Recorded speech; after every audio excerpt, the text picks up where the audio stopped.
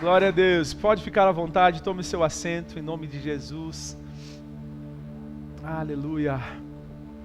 Glória a Deus por esse tempo tão precioso. Obrigado, filhos.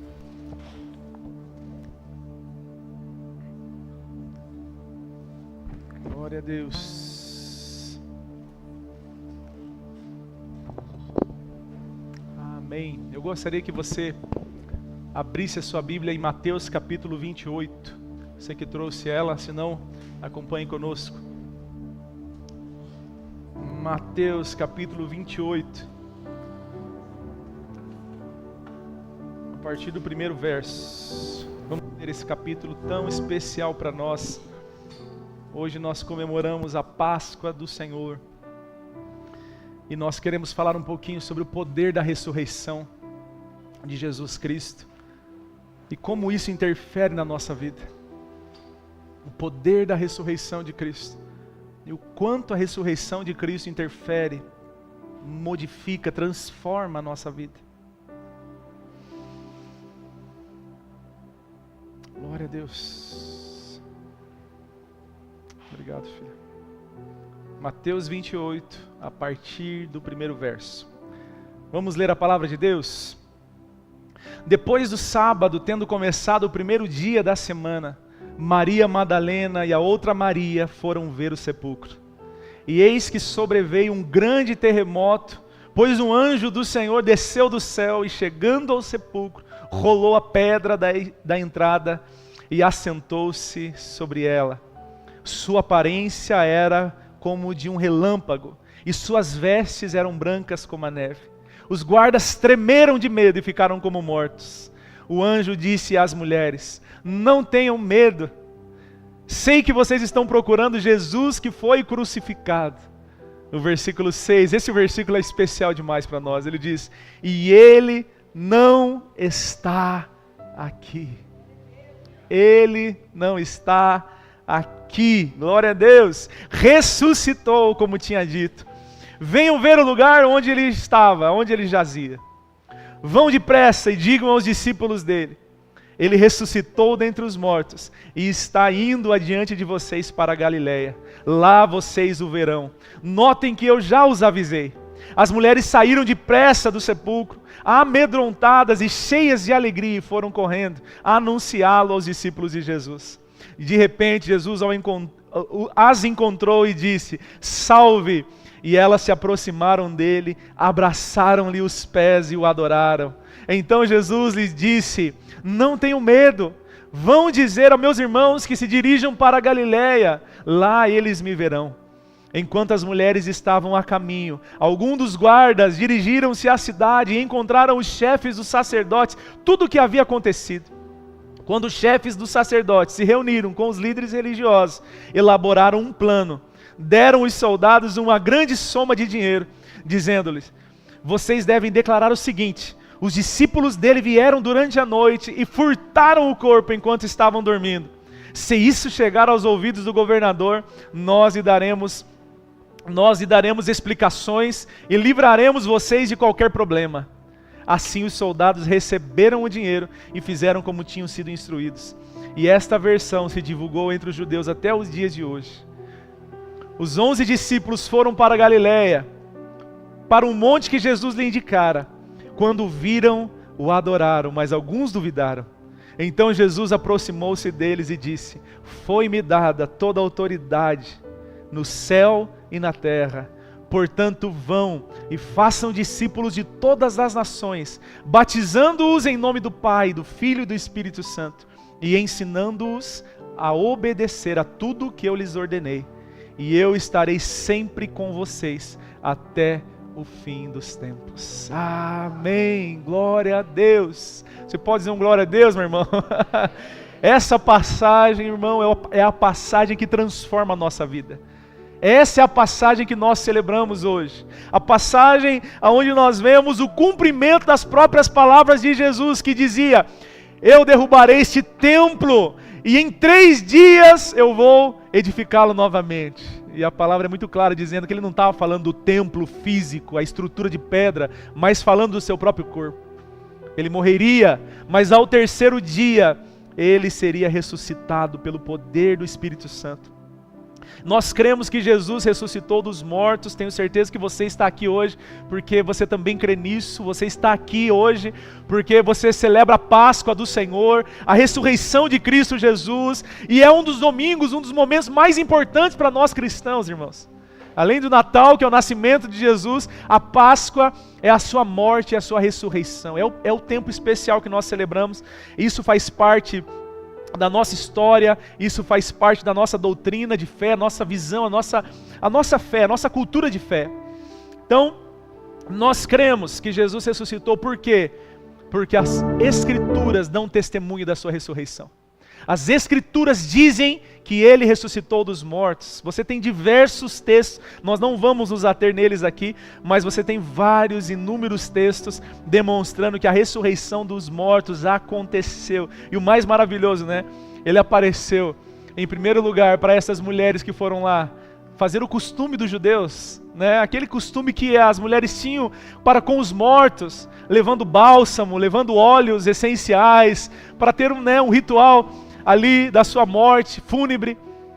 E aí de repente Jesus aparece e salva aquelas mulheres de uma maneira sobrenatural, ressuscitado. Dois disso ainda você vai ver, Jesus aparece para 2 discípulos no caminho de Emaús. Quem lembra disso? Amém?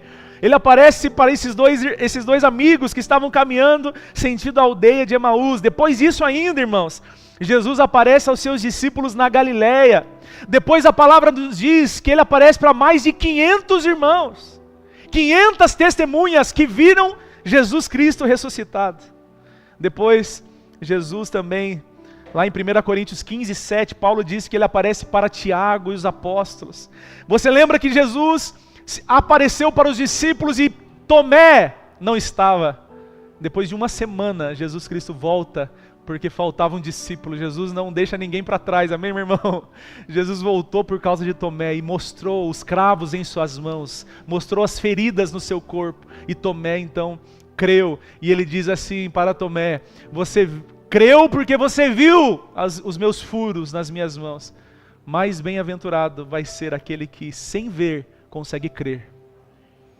Hoje eu e você não vimos Jesus pessoalmente, nós não tocamos nas suas mãos cravejadas, nós não tocamos no seu corpo ferido, mas porque você ouviu o Evangelho, dizendo que o justo morreu pelo injusto, e você passou a crer, amém, meu irmão?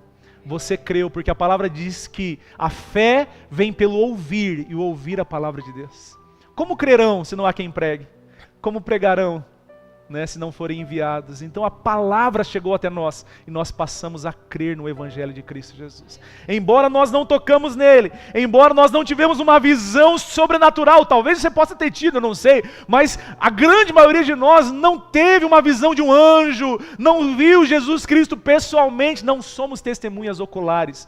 Mas nós cremos porque cremos, sabemos porque sabemos que Ele está vivo, a morte não pôde detê-lo, Ele venceu a morte, Ele está à direita do Pai, Ele está ressuscitado, está vivo e Ele habita em nós, amém? Glória a Deus. Então a ressurreição de Jesus, meu irmão, minha irmã, ela é o fundamento da nossa fé. Não tem como você estar aqui hoje, dizer que é crente, dizer que é cristão, e você não crer na ressurreição de Jesus Cristo. E não é nem só não crer, é fazer pouco caso da ressurreição. Não tem como menosprezar essa doutrina que é fundamento para a nossa fé. O apóstolo Paulo diz, 1 Coríntios capítulo 15, verso 3 e 4, vamos ler. Pois o que primeiramente lhes transmiti foi o que eu recebi. Paulo está falando aqui, que Cristo morreu pelos nossos pecados, segundo as Escrituras, foi sepultado e ressuscitou ao terceiro dia, segundo as Escrituras. Olha aí, primeira coisa, irmãos, é a nossa base de fé, a Escritura Sagrada. Ela afirma categoricamente, Jesus Cristo morreu, foi sepultado e ressuscitou ao terceiro dia. Além disso, a gente poderia trazer várias evidências históricas para fundamentar a ressurreição de Jesus Cristo, mas eu quero ficar apenas com as Escrituras hoje, que é o mais importante para nós. O próprio fato de Jesus ter aparecido para mulheres, e o testemunho de mulheres naquele tempo não ser muito bem recebido, não ser considerado, já demonstra a veracidade da ressurreição de Jesus. E o apóstolo Paulo continua no capítulo 15, a partir do versículo 12, ele diz: ora, se está sendo pregado que Cristo ressuscitou dentre os mortos, como alguns de vocês estão dizendo que não existe ressurreição dos mortos.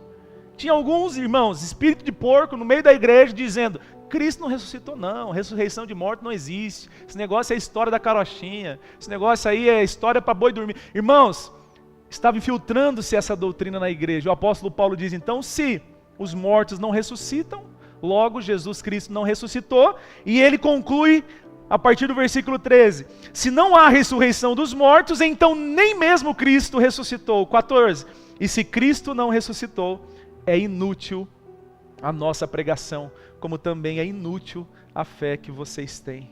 Olha isso, irmãos.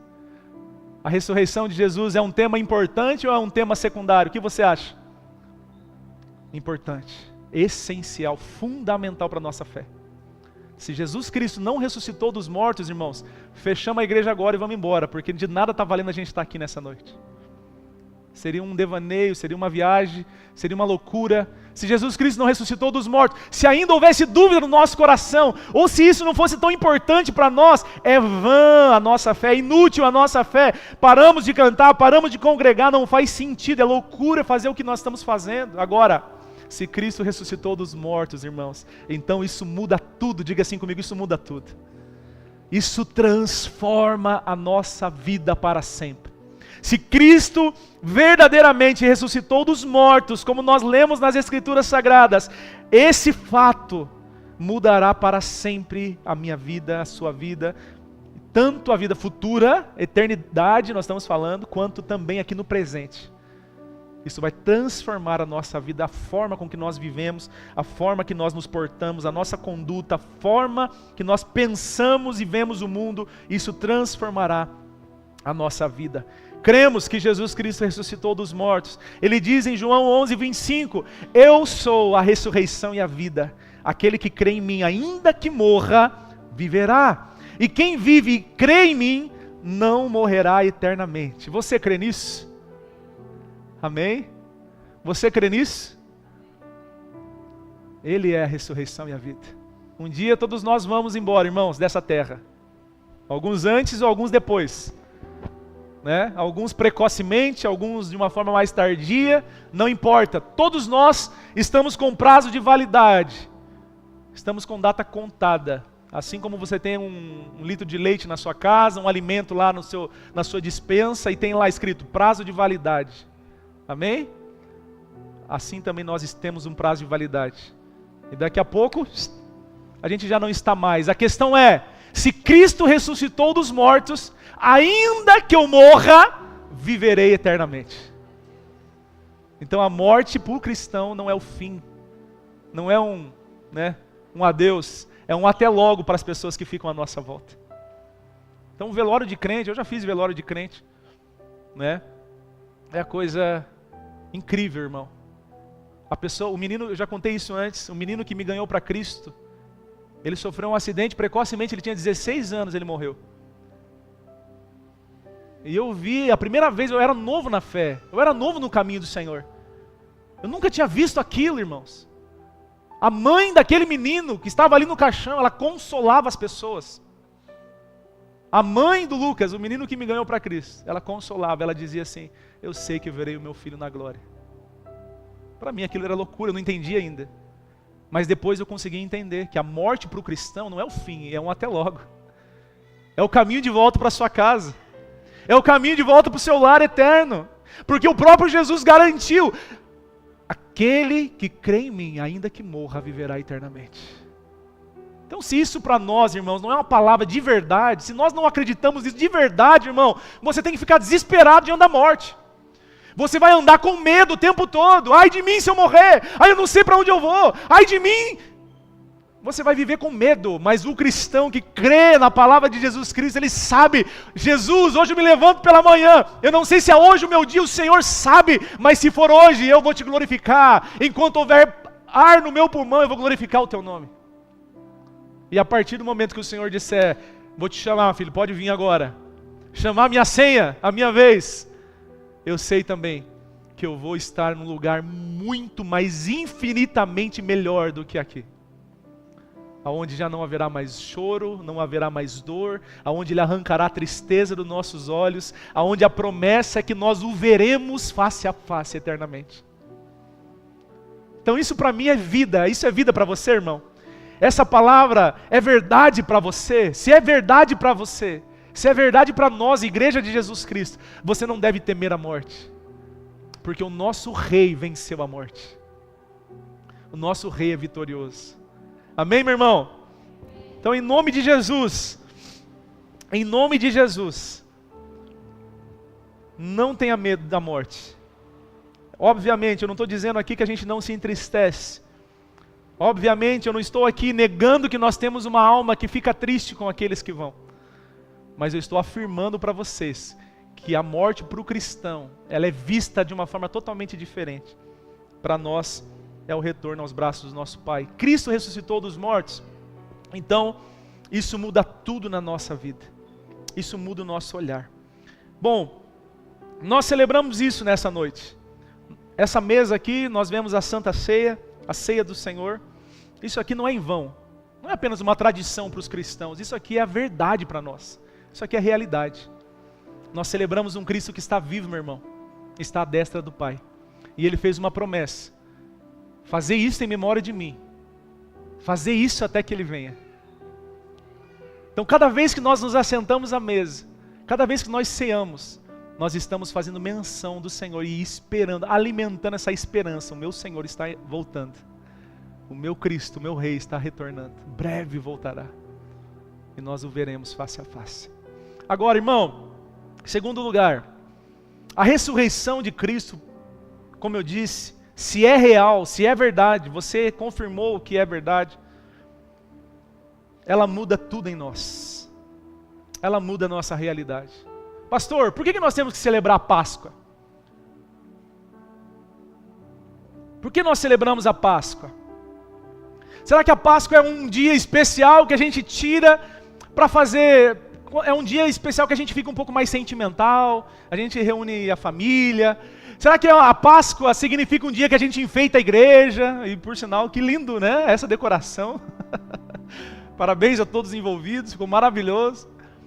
Será que é um dia que a gente comemora simplesmente, sabe, uma data comemorativa, um evento? É só isso, irmão? Será que é só isso? Páscoa significa para nós isso? Será que é isso? Não, irmãos. Se Cristo ressuscitou dos mortos, isso muda a nossa vida. Isso muda a nossa realidade. Isso muda a nossa história. Isso muda a nossa forma de ver tudo ao nosso redor. Isso muda a forma com que nós nos enxergamos. Eu quero ler um texto, 1 Coríntios capítulo 5, a partir do verso 6. O apóstolo Paulo nos diz como nós devemos participar da Páscoa. O orgulho de vocês não é bom. Vocês não sabem que um pouco de fermento faz toda a massa ficar fermentada? Livrem-se do fermento velho, para que seja massa nova e sem fermento, como realmente são. Pois Cristo, o nosso Cordeiro Pascal, foi sacrificado. Por isso celebramos a festa, não com o fermento velho, nem com o fermento da maldade e da perversidade, mas com os pães sem fermento da sinceridade e da verdade. Olha isso, meu irmão. Por isso celebramos a festa, não com o fermento velho, nem com o fermento da maldade e da perversidade, mas com os pães sem fermento, os pães da sinceridade e da verdade. Glória a Deus. Esse evento glorioso que nós estamos falando aqui é a ressurreição de Jesus, meu irmão. Não serve para a gente apenas ficar fazendo aqui uma memória, a gente enfeitar a igreja, como eu disse, a gente ficar reflexivo nesse dia. Não é para isso que serve a ressurreição de Jesus. Paulo está dizendo aqui aos Coríntios e diz para nós, igreja, existe uma forma de nós participarmos da mesa de Cristo. Há uma forma correta e uma forma errada de comer da Páscoa, do Cordeiro Pascal, de viver essa realidade da ressurreição de Jesus. Tem uma forma certa e uma forma errada. Simples assim, Paulo está dizendo. Por que muitas pessoas vivem uma vida em ciclos? Os mesmos problemas sempre, as mesmas lutas sempre, caem sempre no mesmo ponto, no mesmo pecado, lutam sempre com a mesma história. Você vai ouvi-la, são as mesmas mazelas assim. Por quê? Porque muitas vezes estão participando do Cordeiro Pascal, da mesa do Senhor, com fermento. Com fermento. Estão participando da mesa do Senhor de uma forma incorreta, com o fermento da maldade, da perversidade, com o fermento velho, velhas vidas, velhas práticas, velhas maneiras de ser, de agir. Mas existe uma forma de participar da mesa de Cristo, e essa forma é como? Sem o fermento velho, sem o fermento da maldade, da perversidade, sem o orgulho. Quantos estão aqui comigo, irmãos? A forma correta que o apóstolo está trazendo para a igreja é esta: sem esse fermento. Sem o fermento. Muitos de nós estamos comendo da mesa de Cristo e tornando algo simples, algo trivial. Estamos nos alimentando de Cristo sem ter noção do que nós estamos fazendo. De quem nós estamos nos alimentando. A gente até canta, né? Diz: eu quero viver algo novo. Eu quero uma vida nova. Eu quero comer, eu quero viver algo novo no Senhor. Mas a gente muitas vezes só está alimentando aquilo que é velho. A nossa vida está cheia de fermento.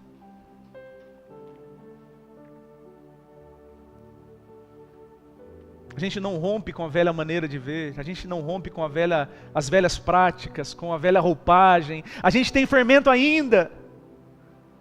A gente quer a vida de Deus. A gente quer o Evangelho. Mas a gente muitas vezes não quer romper com o velho. Não quer romper com o pecado. Não quer romper com as velhas práticas. A ressurreição de Cristo, meu irmão, hoje para nós, a ressurreição de Cristo hoje para nós, ela é um convite a nós rompermos com o fermento velho. É a gente se perguntar: nós vamos romper com o fermento velho ou vamos continuar vivendo a velha vida? A ressurreição muda isso em nós.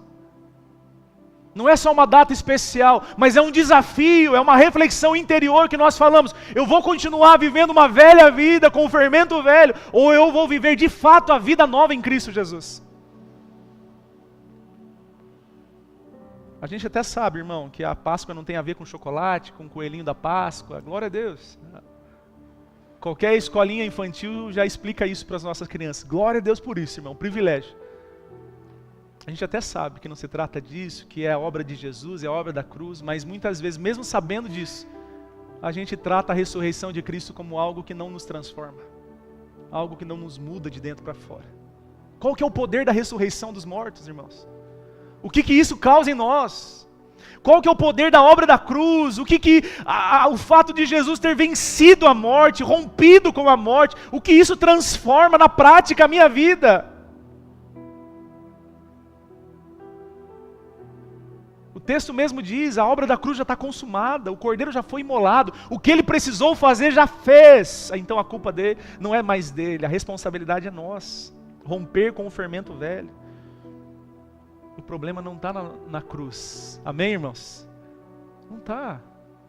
Ali estava um homem que recebeu todos os nossos pecados, na cruz.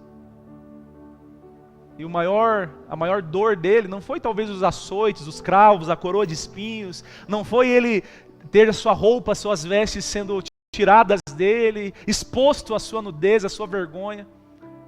A maior dor de Jesus Cristo foi o abandono do Pai, porque o Pai não está junto com o pecado, e na cruz Jesus se fez pecado por nós. Pelas suas pisaduras fomos sarados, pelas transgressões dele somos curados, libertos, livres. Ele recebeu as transgressões, que era minha, que era sua. Então a obra de Jesus já está consumada, irmãos. Jesus já fez o que era impossível para nós, nos reconciliou com o Pai, venceu a morte, foi ressuscitado. Agora essa ressurreição tem que mudar algo em nós. Tem que mudar a nossa vida, irmão, para sempre. No Antigo Testamento nós vemos a história dos hebreus no Egito. Deus falou uma ordem muito clara: vocês têm que celebrar a Páscoa rapidamente, comer o pão sem fermento, que é o símbolo, né, do pecado, como nós estamos falando aqui, para que vocês possam sair rumo à terra prometida. A direção que Deus tinha dada. A orientação foi: comam o pão sem levedura, sem fermento. O que Deus está falando? Para vocês entrarem na terra prometida que eu vou levar para vocês, eu já vou fazer o caminho, eu vou abrir o mar vermelho, eu vou fazer aquilo que é impossível para vocês, mas vocês já têm que ter a consciência de que não se entra na terra prometida comendo do fermento, ou seja, vivendo em pecado, praticando o pecado, vivendo na velha natureza.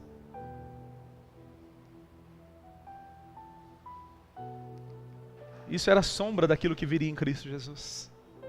Deus está dizendo para nós hoje, através da ressurreição de Jesus: rompa com o fermento velho, rompa com o mundo. Mas só um pouquinho de fermento não faz mal. Mas quem cozinha sabe que um pouquinho de fermento já leveda a massa. Amém, irmãos? Um pouquinho de fermento, como o apóstolo Paulo nos diz.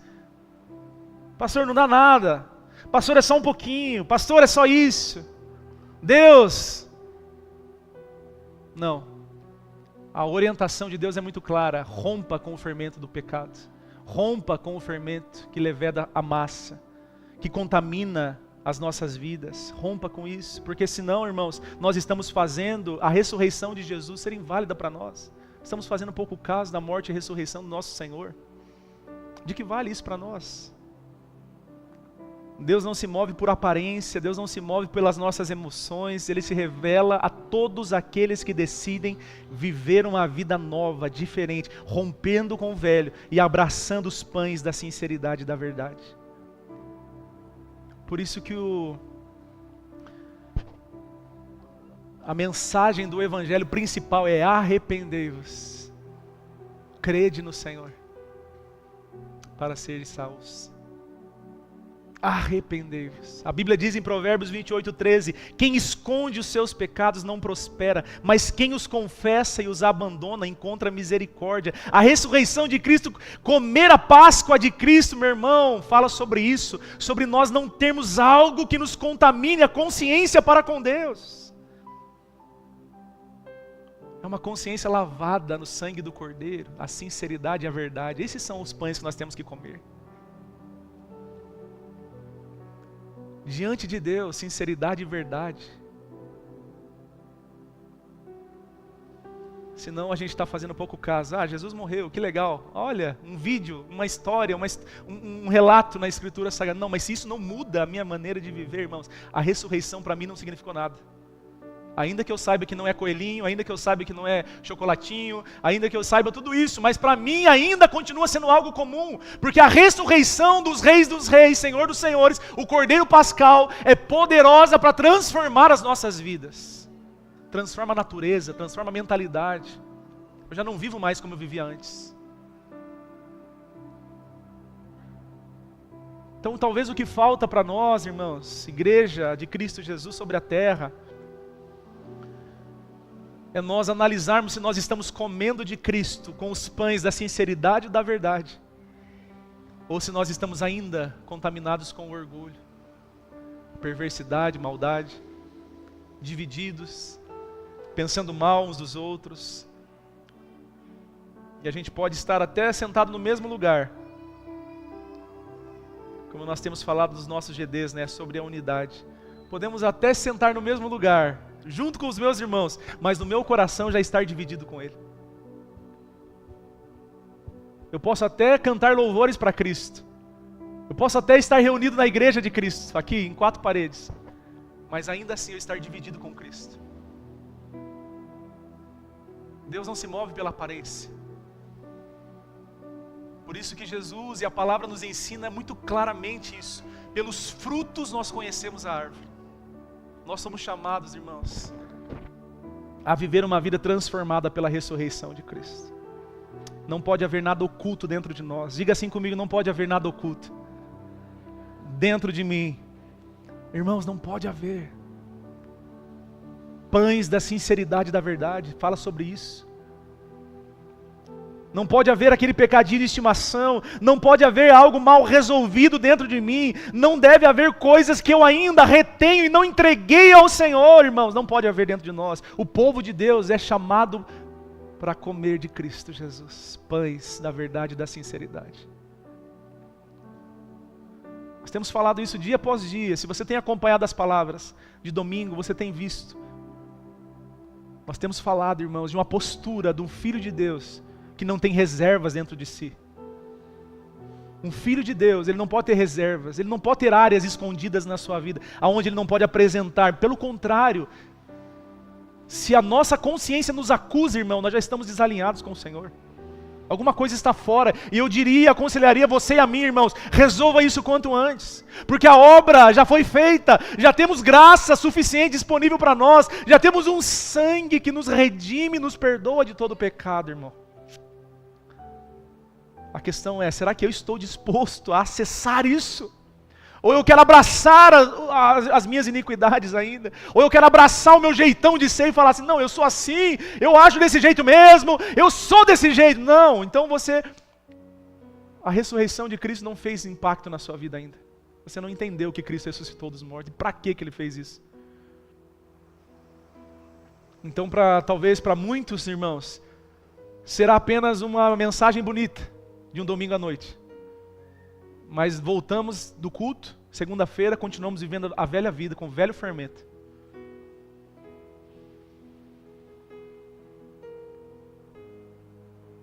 A Páscoa hoje está nos apontando que não há mais tempo para discursos, não há mais tempo de aparência de cristão, mas sim de posicionamento sério diante de Deus e diante do mundo. Não há mais tempo. Você acredita nisso, irmão? Para sermos um cristão fake. Não há mais tempo. Para a gente ser um cristão agente secreto. Para a gente ser um cristão que uma hora quer tudo, outra hora não quer nada. Não há mais tempo.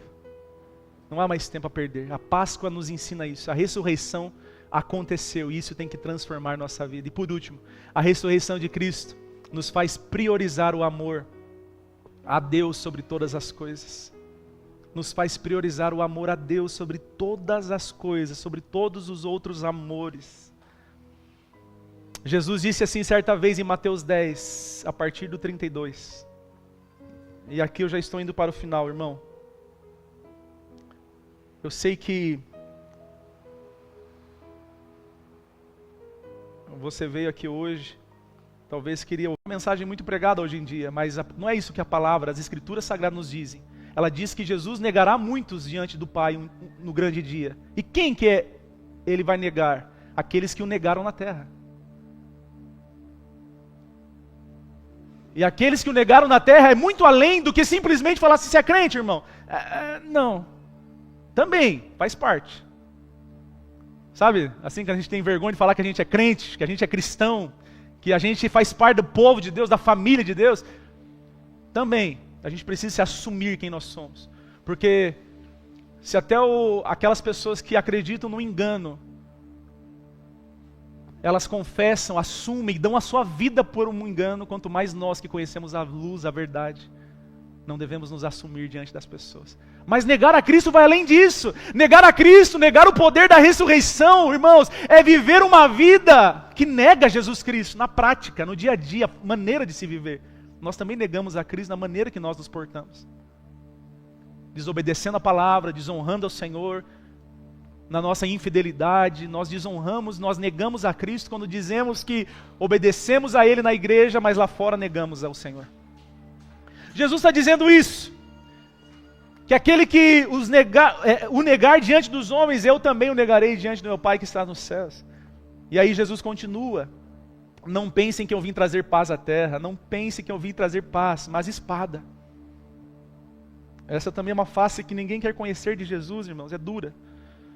Por quê? Jesus é o príncipe da paz. A palavra está se contradizendo? A Bíblia diz, Jesus é o príncipe da paz. E agora ele está dizendo, eu não vim trazer paz, eu vim trazer espada. Por que Jesus está falando isso? Porque a nossa fé em Cristo Jesus ela vai dividir muitas relações aqui na terra. Assim como uma espada divide corpo, junta, medula, alma, espírito, assim também a nossa fé em Cristo, ouça isso, a tua fé em Cristo, a nossa fé, vai separar muitas relações aqui nessa terra. É por isso que quem confessa Jesus Cristo tem que ser alguém posicionado. Alguém que entendeu isso, irmãos, que está disposto a perder o que for na terra para ganhar algo que é superior nos céus. E ele continua dizendo: eu vim trazer espada, pois vim para fazer com que o homem fique contra o seu pai, a filha contra a sua mãe, a nora contra a sua sogra, os inimigos do homem serão os da sua própria família. Ou seja, nós nos dividiremos com pessoas à nossa volta. Você vai assumir que você é cristão lá na sua empresa? Talvez o seu patrão se invoque com você e fale assim: esse crente aí, vou mandar ele embora. E dá um pé na bunda dele e vai embora. Demite. Talvez você vai falar para um amigo da faculdade que você é cristão, irmão, você é um alienígena na faculdade se você falar que é crente. E talvez você vai ser excluído da faculdade, vão falar lá o ET, lá o extraterrestre, está vindo lá o crente, o caretão. E talvez vão te excluir da comunhão, das rodinhas, você vai ser o cara excluído da faculdade e vão te dividir. Jesus está falando isso aqui. Mas muito mais do que isso, ele está falando assim, dos relacionamentos muitas vezes mais íntimos, que é o quê? A família. Ele ainda cita isso, irmãos, pai, filha, mãe, nora, sogra, tudo. Ou seja, o que Jesus está falando aqui? As relações mais próximas, mais íntimas nossas, muitas vezes vão ser afetadas pela nossa posição em Cristo Jesus. E aí ele continua, irmãos: quem ama o seu pai ou a sua mãe mais do que a mim não é digno de mim. Quem ama o seu filho ou a sua filha mais do que a mim não é digno de mim. Essa é a palavra que eu ouvi do Senhor. Não é digno de mim. E quem não toma a sua cruz e não me segue não é digno de mim. Quem acha a sua vida perderá, e quem perde a sua vida por minha causa a encontrará. Amém? Comer a Páscoa de Cristo, meu irmão, exigirá o maior amor de nós. Amar a Deus sobre todos os outros amores. Se você tem a mente de Cristo, você vai entender. Jesus não está pedindo para você brigar com seus pais. Jesus não está pedindo para você odiar os seus filhos. Jesus não está pedindo para você se separar. Jesus não está pedindo para você odiar a sua família. Não é isso que Jesus está falando. Jesus está falando assim, vocês têm que me amar mais do que todos os outros amores. A ponto de, se você professou a fé em Cristo Jesus, e você chega em casa, e o seu marido fala assim, ou você escolhe a mim ou a Cristo, você permanece em Cristo. Porque eu amo a Cristo mais do que eu amo qualquer outra relação. A ponto de, se você chega no teu trabalho, na tua faculdade, como eu disse, e te excluem, prejudicam você, porque você é cristão, professou sua fé em Cristo, você diz, eu permaneço em Cristo Jesus, eu depositei minha fé em Cristo Jesus, a ressurreição de Jesus dos mortos mudou a minha vida, e eu sigo amando a Deus sobre todas as coisas. Quantos estão aqui, queridos? Se a minha fé, o meu amor a Deus causar ódio nas pessoas à minha volta, seja quem for, eu permaneço amando a Cristo sobre todas as coisas. Quem definiu sua vida em Cristo, irmãos, não para em pessoas, porque esse é o modelo que nós recebemos de Jesus. A Bíblia diz que Jesus, sabendo que iria para a cruz, ele sabia o que estava aguardando ele, irmão. Ele não parou, ele continuou. E nós, sabendo que as pessoas irão nos excluir, sabendo que as pessoas irão nos xingar, sabendo que as pessoas irão nos prejudicar por causa da nossa fé, nós vamos ainda continuar professando a fé em Cristo? Ou nós seremos daquele que dizemos, não, negaremos. Nós temos um modelo que é Cristo. E nós temos um modelo também que são os nossos irmãos. Você sabia que na Semana Santa, dezenas e centenas de nigerianos cristãos morreram? Alguém viu essa notícia? É pouco divulgado na mídia, infelizmente. O assassinato de cristãos hoje é pouco falado, divulgado nas mídias, mas pesquisa lá para você ver. Esta Semana Santa agora, Dezenas de cristãos nigerianos. Eu tenho aqui, se você quiser assistir, eu tenho alguns vídeos aqui, porque eu faço parte de uma comunidade de um missionário que recebe isso em primeira mão. Gente, mulheres, crianças mortas em atentados terroristas. Por quê? Confessaram Jesus Cristo. Então nós temos um exemplo. Nós temos um exemplo a seguir. Primeiramente Jesus Cristo, que não negou, em obediência ao Pai, foi, abraçou a cruz, morreu para si, para dar vida para nós. Nós temos o exemplo dos nossos irmãos que estão morrendo hoje como mártires da fé, não negando a Cristo Jesus. Agora você acha que olhando hoje a nossa vida, irmão, e a gente simplesmente sendo ridicularizado numa faculdade, simplesmente passando ali uma dificuldade de relacionamento por causa da nossa fé, nós iremos parar? Nós iremos negá-lo? Não, irmãos. Nós iremos prosseguir crendo, professando o nosso amor em Cristo Jesus. Nós, cristãos, ouça isso, irmãos, vai sobrevir sobre nós, sobre a igreja de Cristo, um tempo muito difícil, de grande perseguição à igreja, que esses irmãos que morreram agora já experimentaram, já estão experimentando lá, do outro lado, na Ásia. Vai vir um tempo de grande perseguição aos cristãos. Mas a perseguição na palavra, ela faz duas coisas. Ela passa como um fogo. E aquele que está edificando a sua casa sobre a rocha que é Cristo, permanece. Mas aqueles que não têm vida aqui dentro, aqueles que fazem pouco caso e comem e bebem indignamente, diz a palavra, não são dignos de seguir ao Senhor, o fogo passa da mesma forma e consome a tudo. Assim como consumiu Ananias e Zafiras, que nós vimos ali em Atos capítulo 5, falamos ainda há pouco.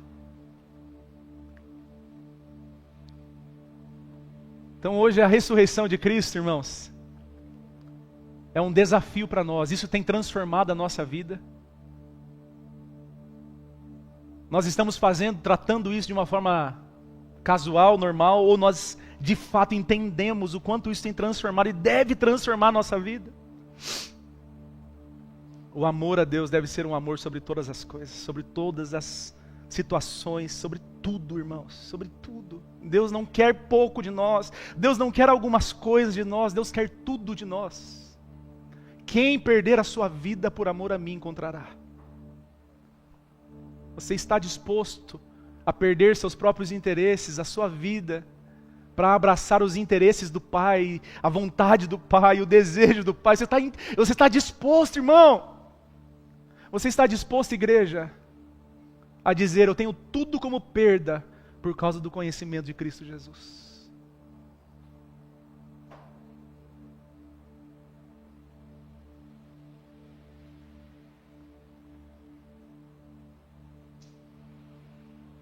Eu quero encerrar com o texto de 1 Coríntios 13, versículo 27. 27 em diante, diz assim, portanto, 1 Coríntios 13, 27 em diante, portanto, todo aquele que comer o pão ou beber o cálice do Senhor indignamente será culpado de pecar contra o corpo e o sangue do Senhor.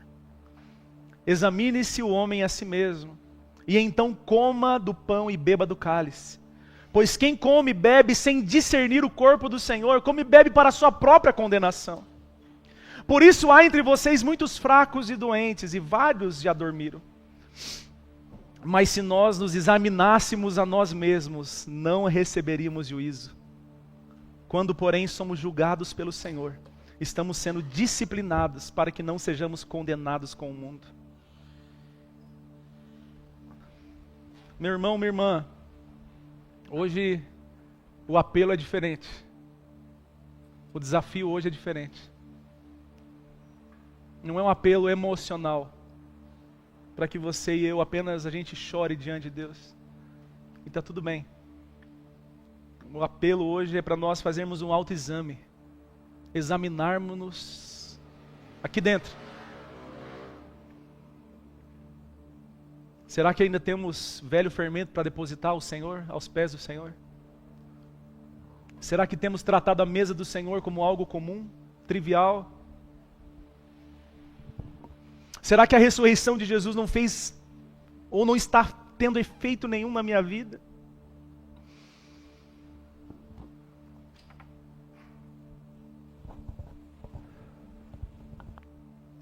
Será que isso tem mudado a minha maneira de ser, de viver, de falar, de pensar? Será que o fato de Cristo ter ressuscitado, isso tem causado um grande efeito e transformação na minha vida?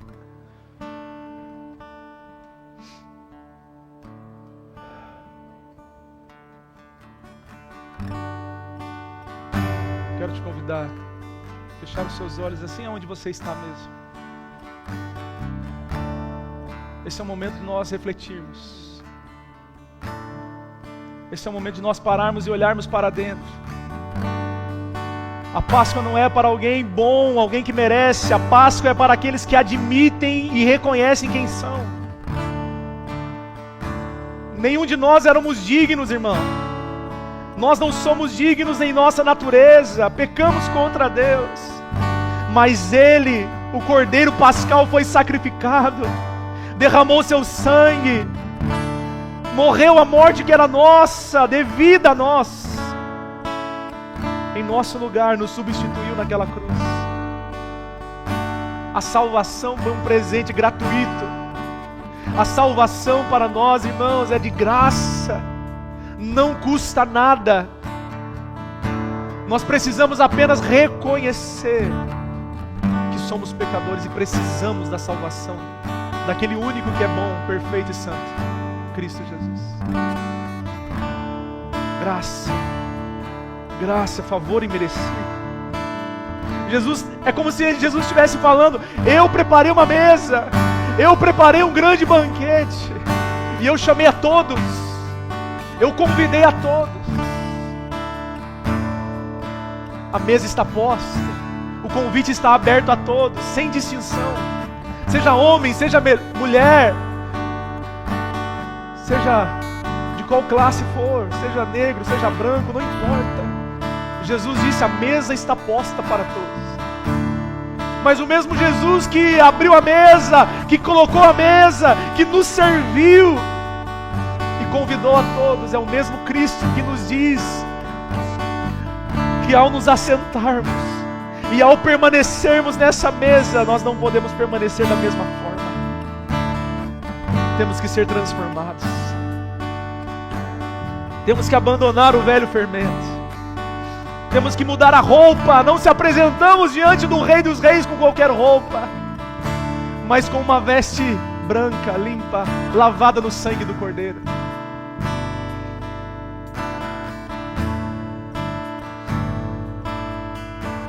Hoje é essa oportunidade que o Senhor está nos dando para nos apresentar diante dEle de uma forma diferente,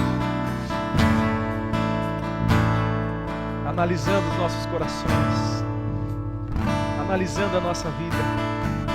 E é isso que queremos fazer. Sonda-me, Senhor, esquadrinha o nosso coração. Como temos tratado esse evento sobrenatural, glorioso, que é a ressurreição dos mortos de Cristo Jesus. O poder da ressurreição não fica apenas num relato na palavra de Deus, mas ele transforma famílias hoje, transforma pecadores em filhos amados. O poder da ressurreição é glorioso, e ele dá esperança àquele que não tem. Ele adota aquele que está órfão, ele acolhe aquele que está ferido e abatido. O poder da ressurreição nos dá esperança, queima em nós a esperança de que viveremos uma nova vida em Cristo Jesus. Aqui estamos nós, Espírito Santo. Aqui estamos nós, a sua igreja amada, a noiva de Cristo Jesus. Estamos sendo formados, amadurecidos. Estamos sendo aperfeiçoados pelo Senhor. Não somos mais quem nós éramos, mas também não queremos permanecer aqui, queremos avançar. Queremos nos livrar de tudo aquilo que não condiz com o Teu Evangelho. Queremos levar a vida de santidade a sério. Queremos levar, Senhor, a ressurreição a sério. Queremos ser fundamentados na fé. Não queremos ser mais superficiais, Senhor, levados de um lado para o outro, sem segurança, sem definição de vida, sem firmeza. Nós queremos ser fundamentados numa rocha que se chama Cristo Jesus. Uma fé inabalável, uma fé viva, real, que muda a maneira que eu falo com o meu cônjuge, que muda a maneira que eu me porto com as pessoas, que muda a minha realidade como um cidadão nesse mundo, muda a minha história para sempre. O poder da ressurreição nos transforma. Ah, Senhor, é tempo, Senhor, de levantar uma igreja gloriosa, de nos levantarmos, Senhor, posicionados em Cristo Jesus. É tempo, Senhor, de nos arrependermos das velhas obras, das práticas que não condiz mais, que o Senhor já nos mandou abandonar e nós estamos insistindo. É tempo de abrir mão. É tempo de não temer, chamarmos o pecado pelo nome e abandonarmos essa vida.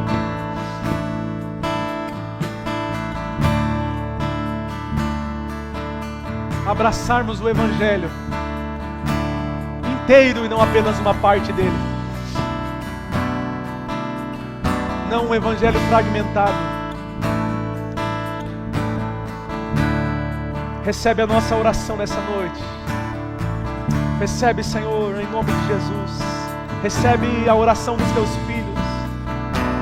Recebe a nossa confissão. Receba, Senhor.